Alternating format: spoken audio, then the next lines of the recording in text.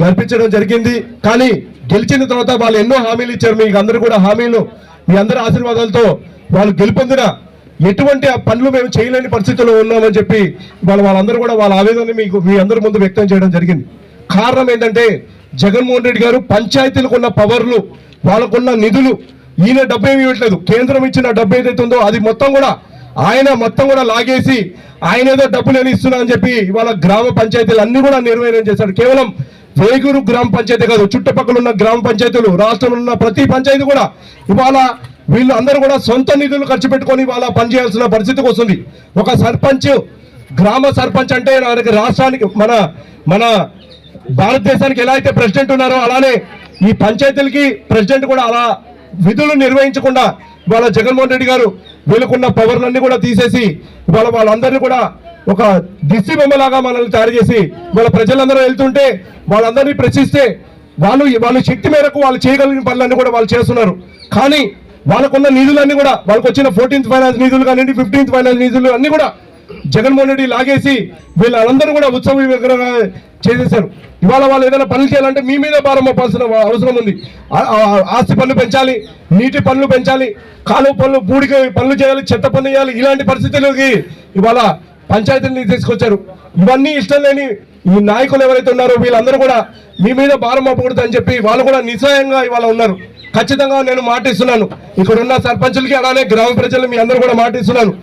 రేపు తెలుగుదేశం పార్టీ గెలుపొందిన తర్వాత వేగూరు గ్రామ పంచాయతీ గతంలో ఎన్నడూ చూడనంత అభివృద్ధి మీకు చేసి చూపిస్తానని చెప్పి చెప్తున్నాను. ఇక్కడ ఉన్న సర్పంచ్ గారి ఆధ్వర్యంలోనే రానున్న 2.5 సంవత్సరాల్లో వాళ్ళ ఆధ్వర్యంలోనే జరగాల్సిన అన్ని అభివృద్ధి పనులు మనం చేసుకుందాం. కేవలం హరిజనవాడే కాదు, ఇక్కడ ఉన్న 6 కాలనీలలో కూడా జరగాల్సిన అన్ని అభివృద్ధి పనులు చేసుకుందాం. మీరు నాకు ఇవాళ చెప్పిన ప్రతి సమస్య పరిష్కారం నా శక్తి వంచన లేకుండా నేను పరిష్కరిస్తాను. కాలువలు అడుగుతున్నారు మీరు, మొన్న వచ్చిన పీచం తుఫాన్ ద్వారా మీ అందరి ఇంట్లోకి నీళ్ళు వచ్చేసాయి. కనీసం మనల్ని వచ్చి చూసిన నాదుడు లేరు ఇవాళ వైఎస్ఆర్సీపీ పార్టీ నాయకులు. ఖచ్చితంగా ఇలాంటి సమస్య మళ్ళీ రాదు. మీకు గతంలో గుర్తుంటే తెలుగుదేశం పార్టీ అధికారంలో సమయంలో ఇలా నీళ్లు వస్తే ప్రతి ఇంటికి 5,000 రూపాయలు సాయం ఇచ్చాము. ప్రతి ఇంటికి 35 కిలోల బియ్యంతో పాటు సరుకులన్నీ కూడా ఇవ్వడం జరిగింది. అయితే జగన్మోహన్ రెడ్డి గారు వచ్చిన తర్వాత ప్రసన్న కుమార్ రెడ్డి గారు కనీసం పలకరింపు లేదు. డబ్బు మాట పక్కన ఉంచండి, కనీసం పలకరింపు కూడా మనకి ఇప్పటి వరకు కరువైంది. ఇవన్నీ మళ్ళీ ఈ సమస్యలు ఏవైతే ఉన్నాయో అన్ని కూడా చేసుకున్నాము.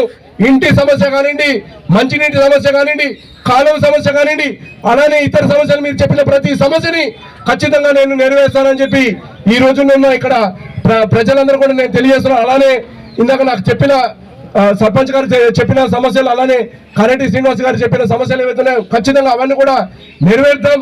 వాళ్ళు మీకు ఇచ్చిన హామీలు కూడా అన్ని కూడా రేపు మన తెలుగుదేశం పార్టీ హయాంలో అన్ని కూడా తీర్చుకుందామని చెప్పి ఈ సందర్భంగా గ్రామ ప్రజలందరూ కూడా తెలియజేసుకున్నాను. ఖచ్చితంగా మోసపూరిత శిలాఫలకాలు, మోసపూరిత హామీలు ఇవాళ ఎలక్షన్ దగ్గర పడ్డాయి. ఇవాళ ఏదో ఇంకా చేస్తాను, రేపు ఇంకొకసారి అవకాశం, 5 ఏళ్ళు అవకాశం సరిపోలేదు అంట. పాపం ఒక రోడ్డు వేయలేకపోయాడు, 1 కిలోమీటర్ వేయలేకపోయాడు, ఒక బ్రిడ్జ్ కట్టలేకపోయాడు, మనకి ఏదైతే ఇరిగేషన్ కలవట్లు ఉంటాయో కలవట్టు కట్టలేకపోయాడు, ఇల్లులు కట్టలేకపోయాడు. పాపం ఈ 5 ఏళ్ళు సరిపోలేదంట, దోచుకుంది సరిపోలేదంట. పాపము ఇంకొక 5 ఏళ్ళు ఇస్తే ఈ మన నియోజకవర్గంలో సంపద అంతా కూడా దోచుకుని తినేస్తానని చెప్పి ఇవాళ మీ అందరి ముందుకి ఇంకొక అవకాశం ఏంటి అని చెప్పి మీ అందరూ కూడా వస్తున్నాడు. ఎవరు కూడా ఇవాళ ప్రజలందరూ కూడా ఈ మోసపూరిత హామీలను నమ్మడానికి ఎవరు కూడా సిద్ధంగా లేరు. అందరూ కూడా తెలుగుదేశం పార్టీకి ఓటేసి తెలుగుదేశం పార్టీ జెండాని కోవూరు నియోజకవర్గంలో ఎగరేస్తామని చెప్పి అంటున్నారు. ముఖ్యమంత్రిగా నారా చంద్రబాబు గారు గెలిపించుకుంటామని చెప్పి ప్రజలందరూ కూడా ముక్తంగా చెప్తున్నారు.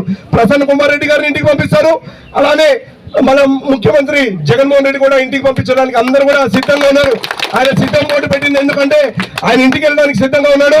ప్రజలందరూ కూడా ఆయన ఇంటికి పంపించడానికి సిద్ధంగా ఉన్నారని చెప్పి ఈ సందర్భంగా తెలియజేసుకుంటూ అవకాశం కల్పించినందుకు గ్రామస్తులకి, గ్రామ నాయకులకి, అలానే ఇతర మండలం నుంచి ఇతర నాయకులకి, అలానే ఇతర గ్రామాల నుంచి మద్దతు చేయడానికి వచ్చిన ప్రతి ఒక్కరు కూడా పేరు పేరున ధన్యవాదాలు తెలియజేసుకుంటూ, అలానే మీడియా మిత్రులందరూ కూడా ధన్యవాదాలు తెలియజేసుకుంటూ సెలవు తీసుకుంటాను.